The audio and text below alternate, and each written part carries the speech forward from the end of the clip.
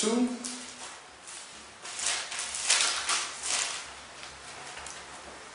Start at verse 21.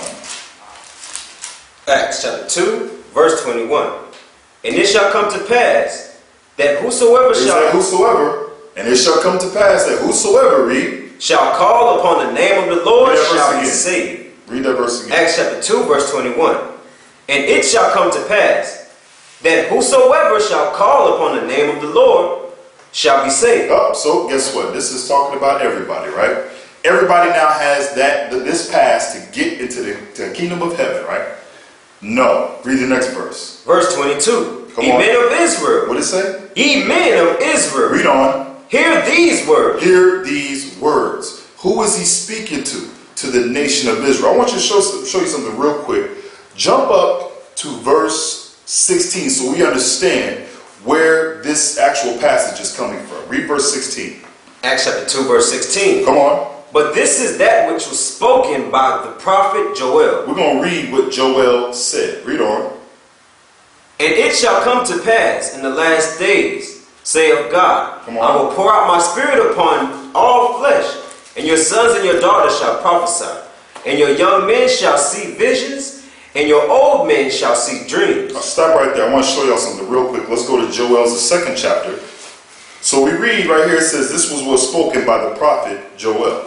Well, let's go to Joel and see what Joel said. Go to Joel's chapter 2. We're going to start at verse 28. We just read in Acts chapter 2, verse 17, it said, And it shall come to pass in the last days, saith God, I will pour out my spirit upon all flesh, and your sons and your daughters shall prophesy, and your young men shall see visions, and your old men shall dream dreams. Let's read that in Joel chapter 2, verse 28. Joel chapter 2, verse 28. Come on. And it shall come to pass afterward that I will pour out my spirit upon all flesh, and your sons and your daughters shall prophesy, and your old men shall see dreams, shall dream dreams.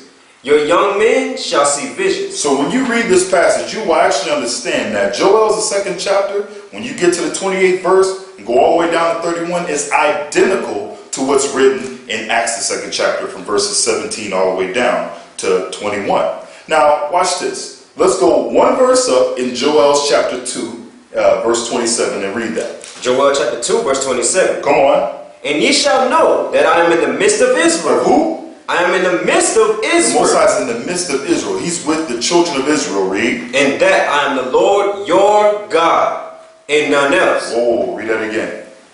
And ye shall know that I am in the midst of Israel, and that I am the Lord your God, and none else. Come on. And my people shall never be ashamed. My people shall never be ashamed. The Most High said he is the Lord your God, the children of Israel, and none else. He's not the God of the Ethiopians. He's not the God of the so-called white man. He's not the God of the so-called Chinese. This is what the Most High said. Jump down to verse 32 in Joel chapter 2. Verse 32. And it shall come to pass that whosoever shall call upon the name of the Lord shall be delivered. Okay, so guess what? Now, when we're dealing with this passage in Joel chapter 2, it's obvious who the whosoever is. Nobody asked about other nations. Nobody's mind can go anywhere else but Israel. Read on. For in Mount Zion and in Jerusalem. Where? For in Mount Zion and in Jerusalem. Come on. Shall be deliverance. Shall be deliverance. Mount Zion and Jerusalem. Talking about who? Israel. The Bible is redundant. The Bible is redundant. It says the same thing over and over.